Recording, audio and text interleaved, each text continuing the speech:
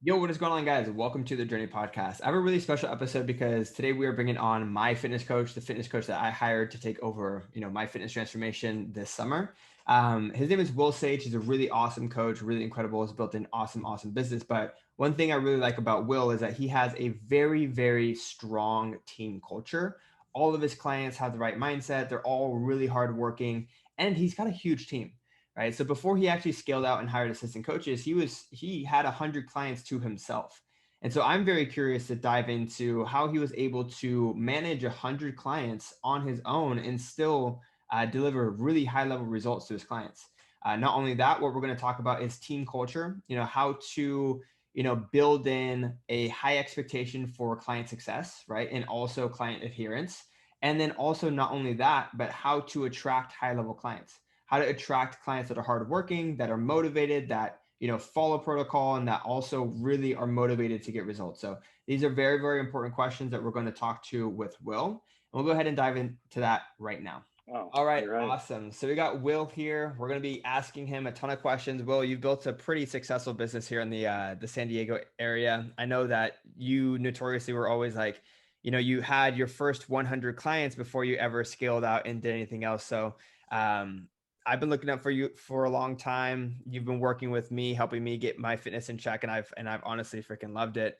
But what I'd love for you to do is kind of just give the people a little bit of a backstory as to who you are, how you got started in the fitness industry, and some of the challenges that have come up along the way to get to where you are now. Yeah, of course, man. So I won't go like too in depth on like my backstory, but essentially, I grew up in a small town in Michigan, like super small town. Nobody leaves, man. So everyone that I know that I grew up with there is still there. They're working normal 9 to 5 job, maybe $10 to $13 an hour job. You know what I mean? So I knew from like an early start that like I did not want to stay there. So Mhm. funny enough is like I knew I wanted to end up in California. I just didn't know how because I came from a very poor family. I'm pretty sure I've told you in the past, but we were actually homeless at one point. We lived in a trailer behind a church because my dad knew the pastor and he kind of took care of us for a couple of years. I think we're in a actually homeless for about a year and a half because my dad lost his business. So after that, he tried to rebuild and it took a long time. So, childhood, I didn't have many things. I mainly just played outside. Like I said, I lived in the country. So endless things to do, skateboarded, stuff like that. But after high school, like I was always a good student, but I wanted to go to college and I couldn't afford that. So what I did is I joined the military. And oddly enough, military brought me out of San Diego, and I went through my military career, went on a couple deployments, and then decided I wanted to get out because I knew it wasn't for me, and I knew that it was just a stepping stone to scale further. So I got out of the military, and the next day, I started my coaching business. Like I'm not joking. Got out of the military. The next day, I had no idea what I was doing, as far as like business wise. I essentially like printed off a bunch of flyers and a bunch of cards and stuff like that. I went to like Office Max or whatever, and yeah, I went into like supplement stores and stuff like that. And I'm stoked. I'm like ready to go. I don't get one lead, Yeah. like nothing. Man, I was like, man, like this is not good, you know. And yeah, so I did that, and then I got one client and I started training him for free, you know. And from there, essentially, he sent me two more clients. I trained them for free. I probably trained my first 15 clients for free, and this was all in person. Um, and from there, like they all had a really good experience. And, I started charging them $25, and then I started charging $50. And the next thing you know, I had a full roster of in-person clients. And from there, just transfer them like all online and the business, flourished.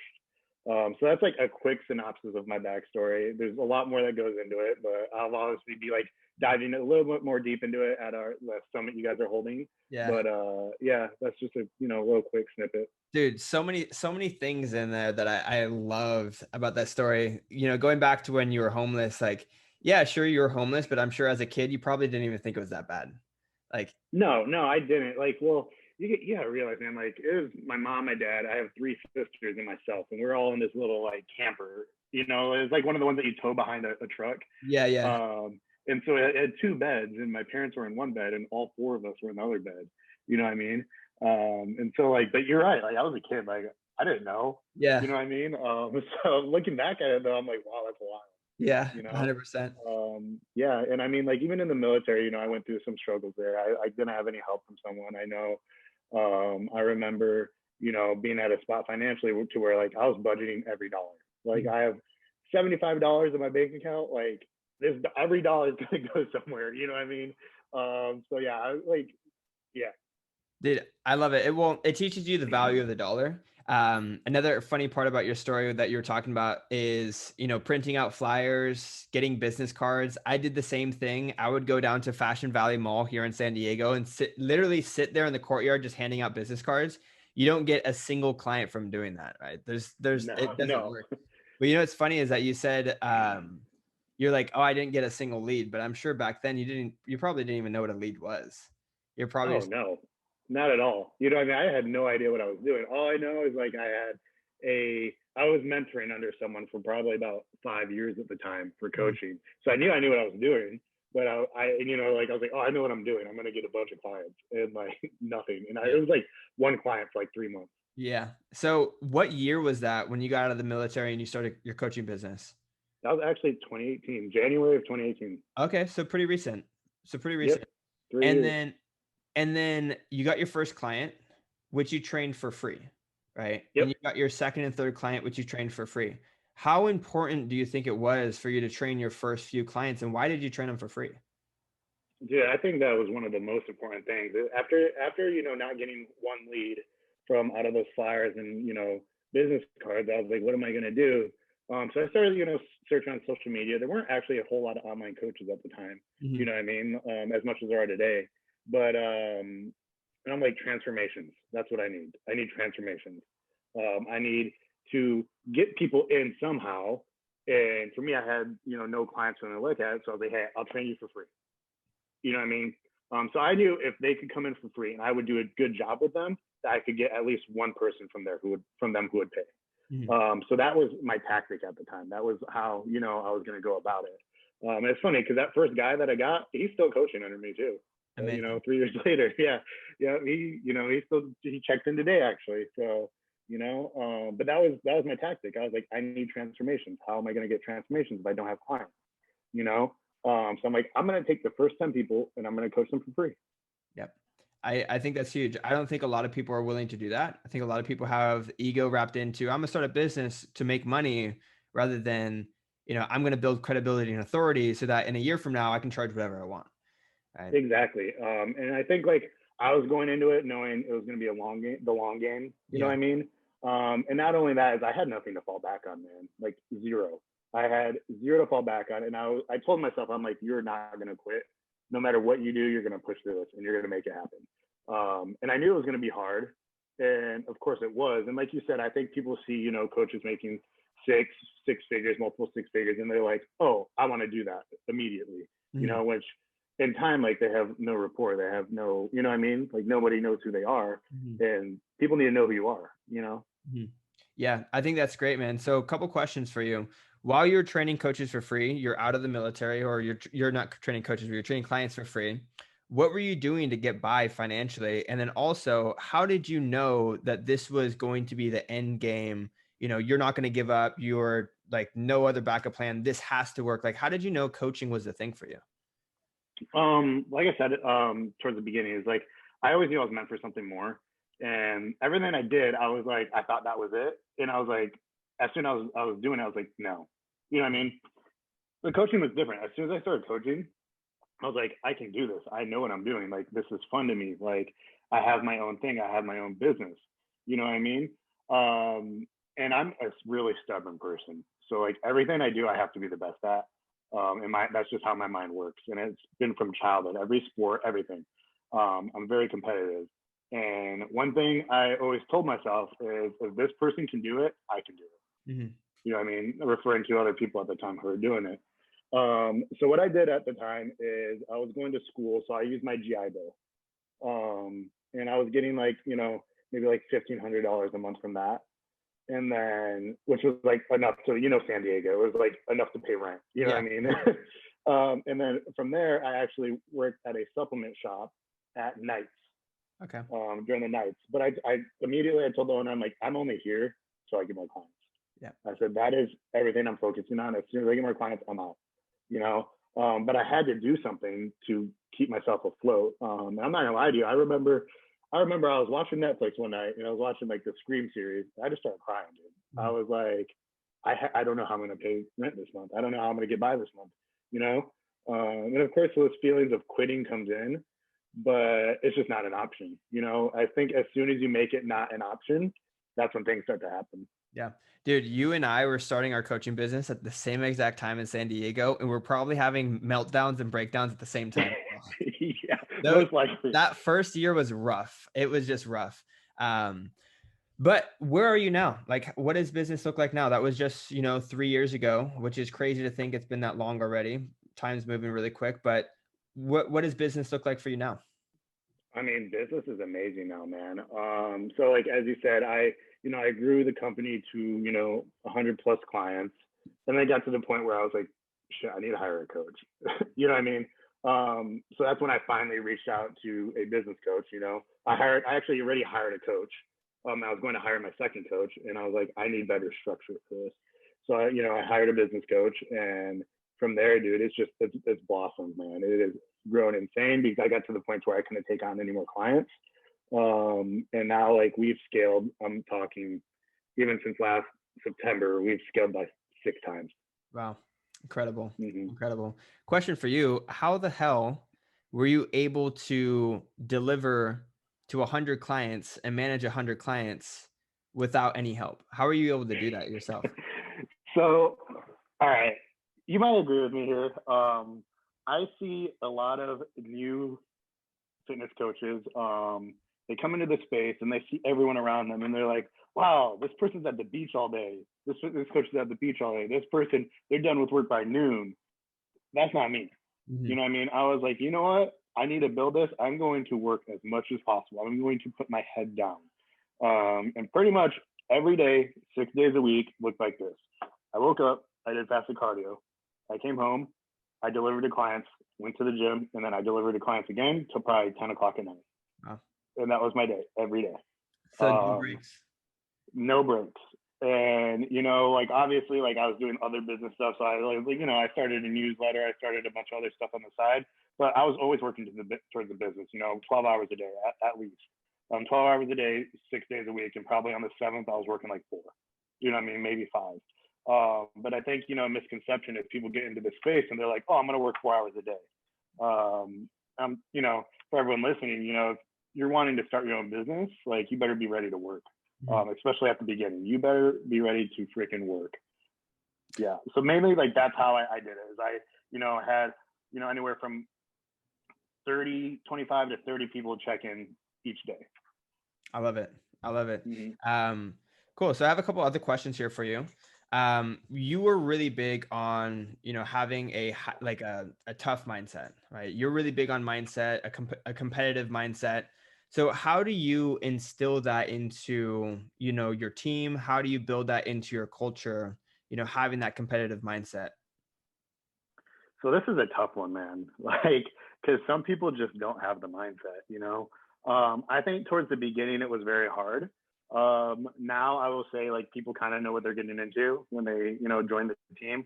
They know enough background to know we are very competitive. We see results. You know what I mean? We aim for results.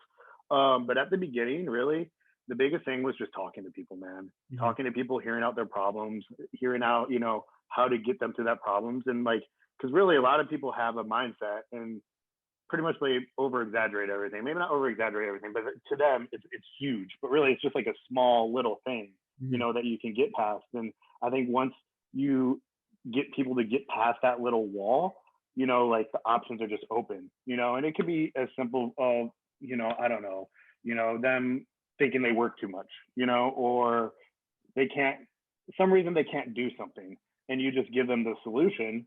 And then once they do it and they see that they can do it, that's when like things starts happening. You know what I mean? And I'm talking, I've had clients come to me who just wanted to do a lifestyle, program. They lost 80 pounds, 90 pounds, 100 pounds. And the next thing you know, they're doing a contest, Mm-hmm. and it just started from them losing the first 5 pounds. Yep. Like, okay, let's lose five more. Let's lose five more. Let's lose five more. And then from there, they realize they can do it, and then they start getting competitive. And it's just setting goals and realistic goals, short term and both long term, and just working every day to get to those goals. So I think, well, first of all, I would love to define what the competitive mindset is. You and I know what that is. A lot of the competitors know Mm-hmm. what it is, but I think a lot of listeners, their ideal client are people who are like, every coach wants to work with a client who's motivated, who listens, who adheres to protocols. But when a lot of new coaches get into fitness coaching, they realize, oh, actually a lot of people need like some hand holding or like a little bit of coddling or a little bit of like, hoo rah rah support. Um, and so, how do you have those conversations with people who come into your program and they are, not in the competitive mindset? And how do you bring them to that competitive mindset? Mm-hmm. So honestly, I take a very raw approach. I'm not even gonna lie to you. A lot of times it's like I just tell them how it is. You know what I mean? I do obviously like you said, there's a lot of that rah rah and hand holding. And I'll just tell them like I'm here to help you, but I'm not here to hold your hand. Mhm. Okay. And I explain it further, obviously. I kind of tell them, like if you want anything in life, this is a great one that I always say. People don't, want to work, and I ask them what their goals are, and I ask them what they've done so far in life. I'm like, anything that you want in life is going to take some substantial amount of work. And would you rather be average, or would you rather actually work towards something and be happy with it? You know. So really, I just play off that. I just play off, you have to see again where they're at as far as like kind of where they're lacking in motivation, and you just show them how they can get through it. Because I've had plenty of clients who like just really just lack motivation, and it's just like I said, it's just getting them to one goal. So mainly I will like get them to one goal and then show them that they can do it, and show them like I always be like, how hard was that? Mm-hmm. And they're like, wow, it wasn't that hard. I'm like, exactly. But I always tell them this one thing too is like, because like everyone thinks that you should be motivated 24/7, and I tell them like that is so unrealistic. Even myself, I am not motivated 24/7, like hardly the case. I tell them that's where you need to develop daily discipline. And sometimes what I'll tell them, people, it could be different instances. They could want to, maybe they're not finishing their sets, or maybe I have some people who come to me and they ask questions about how you're doing, how I'm doing my business and everything, and I tell them just one more. Mm-hmm. And I use that phrase, just one more. So when you think you're done, you just do one more. And if you do that every single day, you start building a habit of always doing one more. And I still use this to this day. I'm getting ready, I'm getting ready to wind down for the day. And I'm like, dang, I didn't get one thing done. And I'm like, one more. And that one more turns into five more. You know what I mean? Mm-hmm. And I think if they can just do one more on a daily basis, then that is going to build the discipline, so that when the motivation lacks, they can fall back on that discipline. Yeah. I actually used to have, when I started my coaching business, I used to have a screensaver on my phone that said one more week. And what that meant was every time I thought about quitting, I would look at my screensaver, it'd be one more week. And I'm like, I'm just going to give my business one more week. And then I'd sign one more client. And I'd be like, all right, cool. We're back in the game. So I love that philosophy. But when it comes to, motivating your clients, when it comes to building discipline within your clients, how important is that role as a fitness coach for your business? I feel like a lot of fitness coaches think it's just macros or think it's just, workout training and then programming, but they don't want to do that side, right? They're like, my clients are unmotivated. What do I do? I'm like, well, that's part of being a fitness coach, right? So Yep. what are your So thoughts about that? yeah, I agree with you. This is what I tell people. I'm like, and it's funny is, one of the coaches we brought on, they had this issue. They're like, wow, like, holy crap. I'm at 20 clients right now. And like, I'm so overwhelmed because I'm having to do all these extra things. I'm like, welcome to coaching. Yep. You know what I mean? Welcome to coaching. And because not only are you doing diet plans, cardio plans, workout plans, you are essentially like their second ear. You're essentially, like their unqualified therapist. You know what I mean? And you have to listen to them and you have to listen to their problems. And, sometimes it's as simple as listening. Sometimes it's I don't know, helping them through something. But that is, I would say a third of the piece right there, you know. And I think a lot of people don't want to go through that. And a lot of people, maybe some coaches are like, well, this is annoying. Well, I'm gonna tell them like, get over it because it's something you're gonna have to work through. But what it does is it builds a relationship with your client, and it's what can make a short-term client into a long-term client. And that relationship is everything. If you can think about this, if you can change, a lot of people don't realize this. Some people can lose 10 pounds and you've already changed their life. You know what I mean? Like they develop a level of confidence, that they don't want to lose. And then you've created that relationship with them. And now they're like, wow, like this person's done so much for me to this point. Like I want to keep working with them, So I think it's so important, especially for the longevity of clients, for keeping clients longer than, just like a 12, 16-week span.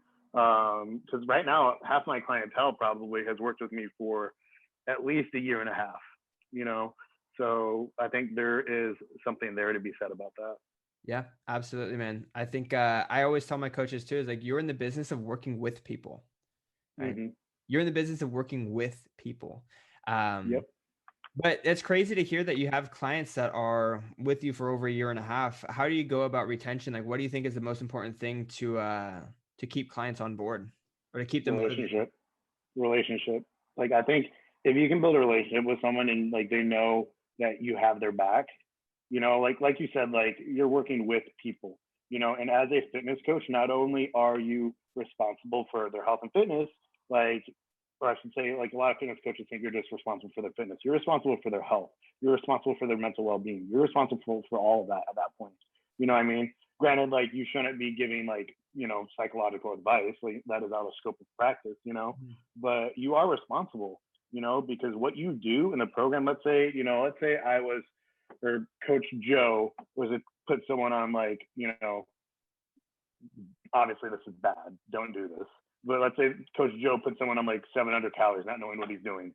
He is now putting that person in a mental state that is not good, and he is directly responsible for that. So I think, creating that relationship, creating, expectations for each other, and really always working towards a goal is the best way to go. Because all my clients are always working towards a goal. We're always working towards something, and they know I have their back at the end of the day, and they know I have their, well-being first and foremost. Because I'm all about doing things a healthy way, as you know. Obviously, prep. I coach prep competitors as well, and there's still, prep isn't the healthiest thing, but it can be healthy. You know what I mean? You do it in a healthy manner. So they know I always have their well-being and, in consideration. So question for you, you now have, coaches working underneath you. You now have hundreds of clients working underneath you. You also have, merchandise for your business as well. How would you define your team's culture, and what did you do to build your team's culture, and what do you do to continue to define that culture? So our team's culture is kind of interesting. So a lot of people come and they know there's a little more of a hardcore vibe to it. Granted, we work with so many lifestyle clients from every scope of life, but I would say from the average person looking from the outside, there is a little bit of hardcore grungy vibe to it, which I love. I love that we can be hardcore, yet we can be, nourishing. That we can nourish people and we can help them get through their problems. But we do have that hardcore look, and really, it was just me practicing what I preach on a daily basis. That is how it started. Really, it started for me competing and just going to the trenches with my clients. They'd be doing, my San Diego clients, they would be on the stair stepper doing, 30 minutes of stair stepper. I'd be on the stair stepper doing 40 minutes of stair stepper. And they're like, wow, coach is right next to me, freaking working his butt off, they see me in the gym. I'll tell you right now, I would go in the gym. I watch everyone work 10 times harder when I'm in the gym with them, and I think creating that environment, is really what built up the team name to that point, and that culture. And I think when everyone comes into that culture, that they see everyone else working hard and they see how hard everyone else works, and that forces them to work hard too. I see that very, very often with new clients coming in is they'll see all the other clients are, on the same level as them and they're, busting their butt, they're training like insane. And they're like, wow, I need to get to that level. And so automatically, they are supported from everyone else in the team, because our team, that's the unique thing about our team, coming from, a partial bodybuilding team standpoint is like, for better lack of terms, like we don't have any dickheads on our team. like everyone on our team is super good energy and they just want everybody to succeed and everybody to work harder. And it's very like normal to see, like I have clients in Texas, for example, and they're from like Austin, Dallas, Houston, and now they all like train together. They like visit each other to train together. And that's really cool to be able to create an environment where people can do that and create a culture where people can do that. And I don't even have to tell them how to train now because like they're insane, you know what I mean? And I'm like, wow, I didn't have to do anything at that point because the culture is already set to work hard, So everyone comes in here and they end up working hard because everyone else is working hard. I love that. Yeah, it's that's what's known as a flywheel, to where you push it, you give it a little push, you give it a little push, and then eventually it takes care of itself, and that thing is spinning on its own, and it just grows and grows and grows and grows from there. Yep. So this question will kind of tie into it, but every fitness coach wants to work with their dream client. They want to work with hardworking, motivated, adherent clients. How do you go about attracting that? And is every client that you attract one of those clients? So I will say at first, you're going to attract clients from everything, because most coaches, I feel like when they first start, they don't have a niche. And I think developing a niche or niche, whichever way you want to say it, is the best way to, target those specific clients that you want to get. For me, obviously now I mainly work with competitors. I still have a roster of lifestyle, but I mainly work with competitors. And mainly the people who reach out to me right now, actually I'll scratch that. I probably have about 60% competitors reach out to me, 40% lifestyle. But I've created a niche to where people like, if they want to compete, they're like, wow, Will gets people shredded. I'm going to go to Will because he gets people shredded, and that can be with anything. It can be with someone. I have to work with hormones, as you know, and hormonal health, and I have females are like, wow, I haven't had my period in 3 years, and so they come to me and, we get it back in, 8 to 12 weeks, and I've created a niche to where it's attracting those type of clients. I think a lot of coaches, they just kind of, go everywhere. Which isn't a bad thing, but I think if you want a specific type of client, you have to tailor towards that client. And that goes with how you market, how you post, the energy you bring off. Obviously, like I'm all hardcore. I'm probably not going to attract like women in pregnancy. You know what I mean? Does that make sense? So I think, how you present yourself goes in large with the type of people that you're going to attract. Yeah. And that takes time too, right? Oh yeah. By all means. It takes time. Question for you. At what point do you know that a client isn't a good fit? Do you ever turn clients away and say, hey, this culture, this team probably isn't a good fit for you? And at what point does that happen? Yes, I do. I do that. So I will, I can get a good sense of a client just by how they're talking to me or speaking to me. Right off the bat, there is one type of client that I will not work with, and those are people who reach out and demand.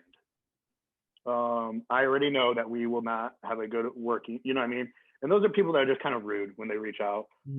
I won't work with those people right off the bat. The second type, normally I will always bring someone on. Like we have a coach to tailor to everything. You know what I mean? From hormonal health to women postpartum to, just a general lifestyle client to women trying to gain muscle to any type of like man out there that wants to, either get cut or grow. So we have a coach or myself to tailor to that. Whether it be lifestyle or prep. Now, when people join, I do have like a policy with myself. I do have, a contract. And if that person's not holding their end of the bargain, like I'm not about money. Like I don't want to take people's money if they're not going to put in the work. You know what I mean?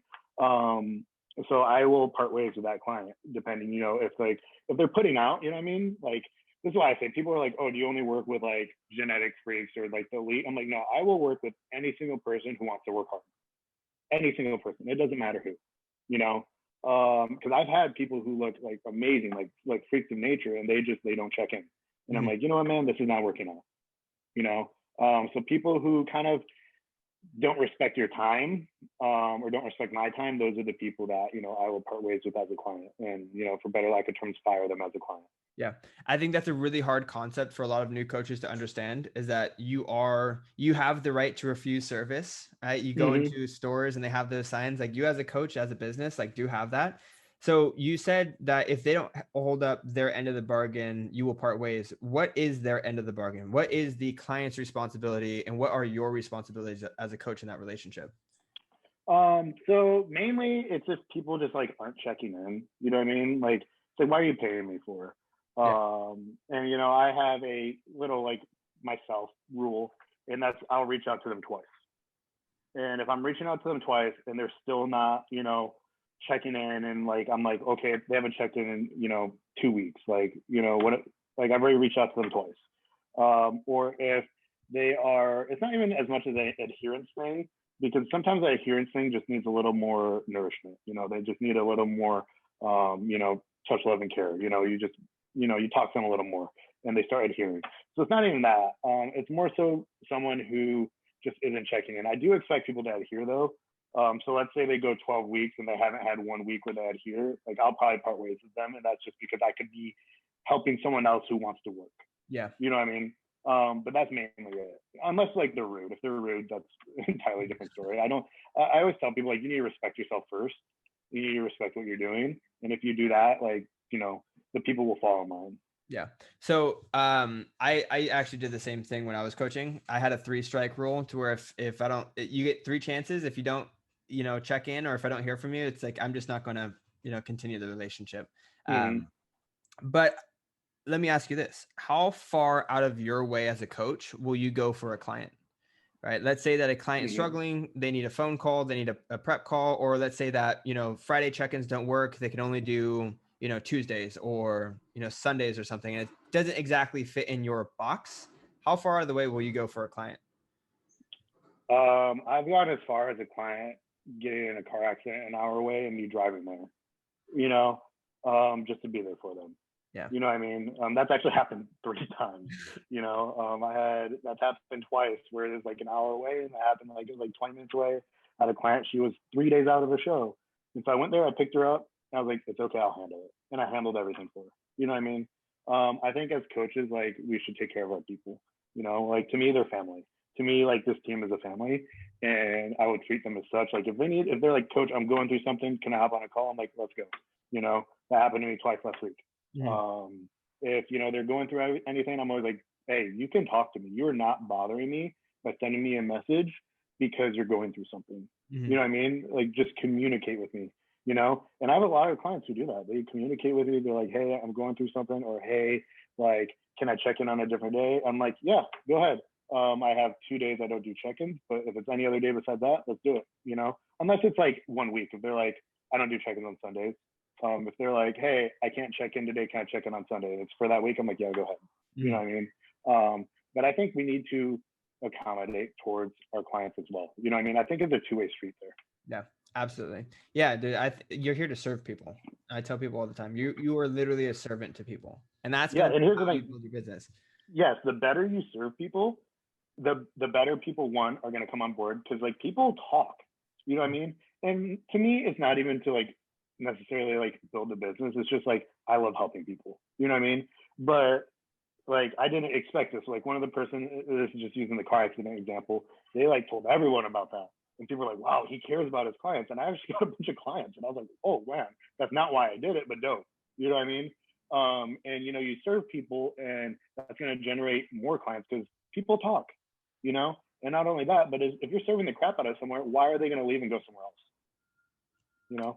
I love it. I love it. You have a quote that you say all the time that I'm a big fan of, that I tell my coaches this all the time, that your coach should not care more about the results than the client. Right? Where does that come from? That mainly came from a contest prep standpoint, but it applies to everything. And it's essentially, what that means is just like, your coach cannot care about your goals more than you do. They cannot. They should care a lot, but they should not care more than you do. And if they do, then you're probably not going to reach those goals. You know what I mean? And that goes back to, say, like, keep, like you were saying, your 3-strike rule, and reaching out to clients. Like you clearly care more than they do at that point. And, and it probably doesn't work out after that, and that's the thing is like, you should always care about your goals more than your coach does. You can even take like what you do, like right now, like you're doing business coaching, and you're helping people like kill it at their business. Like if someone doesn't want to grow their business, like there's really nothing you can do more at that point. Because at the end of the day, you can, it's like the leading the horse to water. You can lead the horse to water, but you can't force it to drink. It's the same concept there. I love it. I love it. I have a couple more questions for you before we wrap up. This one is kind of a spin-off, so it's out there. But when you are in the competition space or when you're just getting started online and coaching, fitness can be freaking cutthroat, right? People are always online questioning your methods, trying to pull data and, studies to debunk your claims and all this stuff. But I find that I don't see much drama from you, right? But I'm sure there's people that try to cut you down, right? How do you stay out of the fitness drama when it comes to like the social media side of things? That's actually like a huge thing that like I've made a point to stay out of drama. And the biggest thing there is just like staying in your own lane. You know what I mean? I think for me, like, I don't have time to care about what other people are doing. You know what I mean? And I don't think anyone should. And, I have this like other little, like, it's not necessarily a saying, but like, if you're talking about someone, you're a fan. Yeah. You're a fan of them. And whether it be like if you're talking bad about them, you're still a fan about them because they're on, you know what I mean?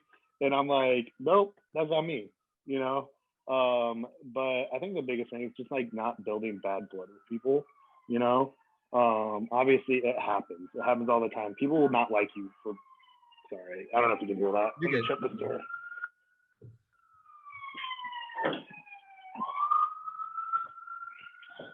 People won't like you for no reason. It's going to happen, and the biggest thing there is, for the listeners, like you have to remember, like you're a professional, you see IG drama all the time. You see stuff going on stories. Like, there's been people in the past that have taken shots at me, you know what I mean? And the biggest thing is like, I'm a professional. I'm going to conduct myself as so, and at the end of the day, if you stay in your lane, like what are people going to do?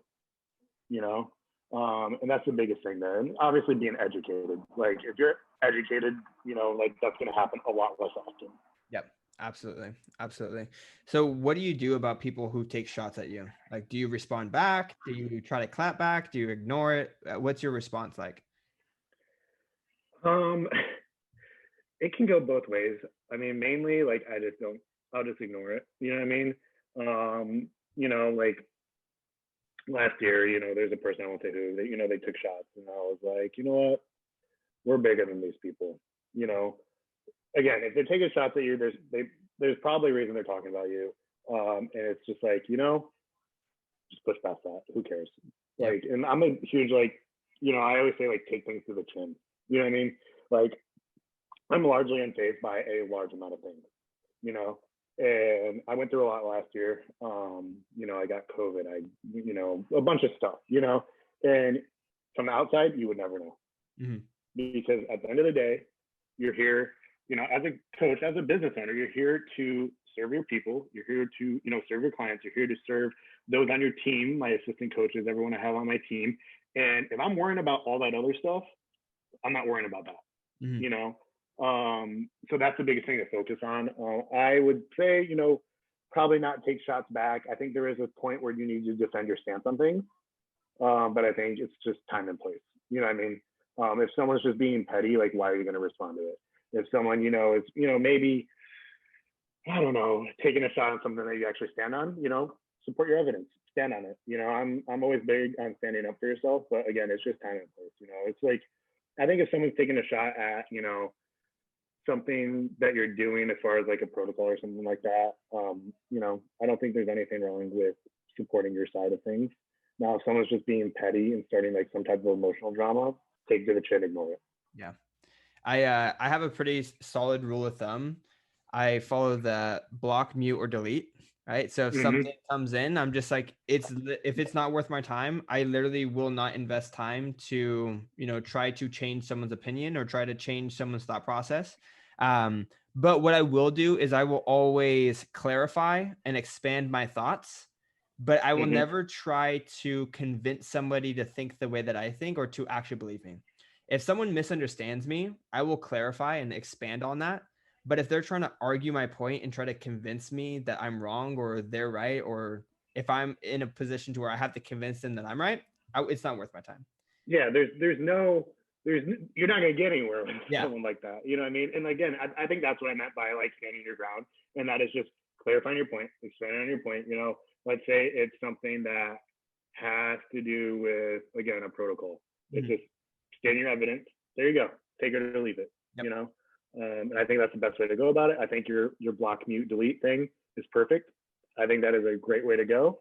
You know, and sometimes like I'll even go the other way, which is, you know, just like, hey, you know, thank you. I hope you have a blessed day. You know, something like that. You know, and like sometimes that does more. You know, Yeah. so I don't know. It just depends. Like I never say like you don't want to start a drama. Like your business isn't for that. Your business is to serve people. So again, if you're focusing on that, you're not focusing on serving people. I love it.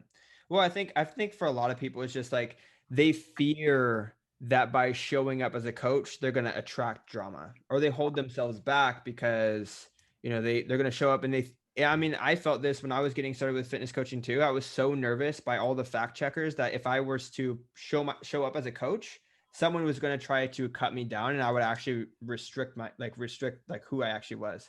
Yeah. Imposter syndrome. Yeah. And yeah, that's huge. Imposter syndrome. I think like that plays a lot. And I still get that. I'm not gonna lie. Right now, I still get that feeling. But at the end of the day, you have to remember that successful people don't talk about successful people. You know what I mean? Like they're too focused on their own stuff. And it's the people who, you know, have hate in their hearts or whatever it may be that are gonna, you know, do that stuff, and they're not worth your time. 100%.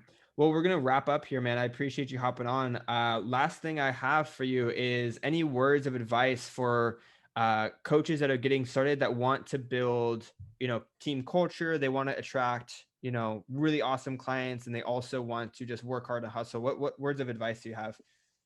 So I saw a post a couple days ago. It was a good friend of mine, and he was a doctor. And he quit his doctor jobs and he built this freaking empire of business.